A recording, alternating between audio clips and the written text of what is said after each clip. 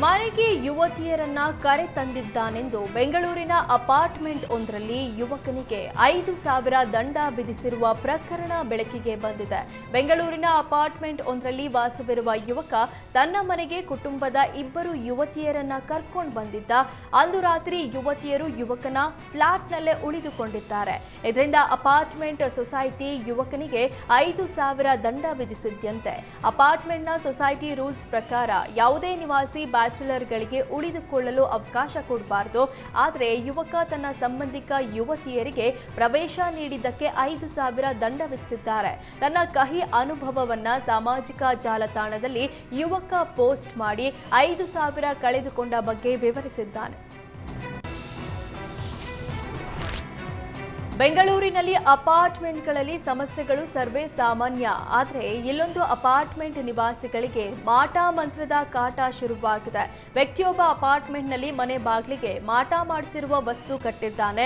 ಪ್ರಶ್ನೆ ಮಾಡಿದವರ ಮನೆಗಳಿಗೆ ನುಗ್ಗಿ ದಾಂಧಲೆ ಮಾಡಿ ಗೂಂಡಾ ವರ್ತನೆ ತೋರಿದ್ದಾನೆ. ಬಿಟಿಎಂ ಲೇಔಟ್ ಫಸ್ಟ್ ಸ್ಟೇಜ್ನಲ್ಲಿರುವ ರಾಯಲ್ ಮ್ಯಾನರ್ ಅಪಾರ್ಟ್ಮೆಂಟ್ನಲ್ಲಿ ಈ ಘಟನೆ ನಡೆದಿದೆ.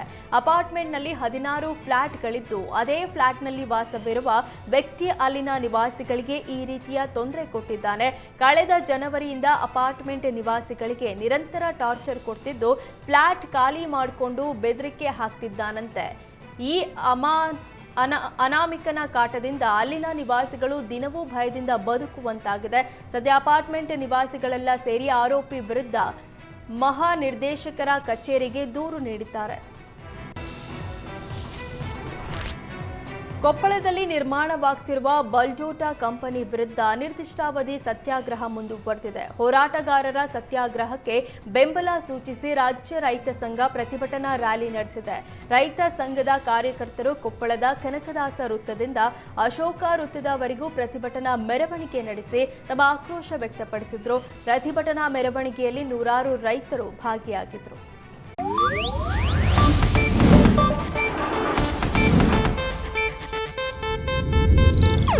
ಇದು ಏಷ್ಯಾನೆಟ್ ನ್ಯೂಸ್ ನೆಟ್ವರ್ಕ್ ಪ್ರಸ್ತುತಿ.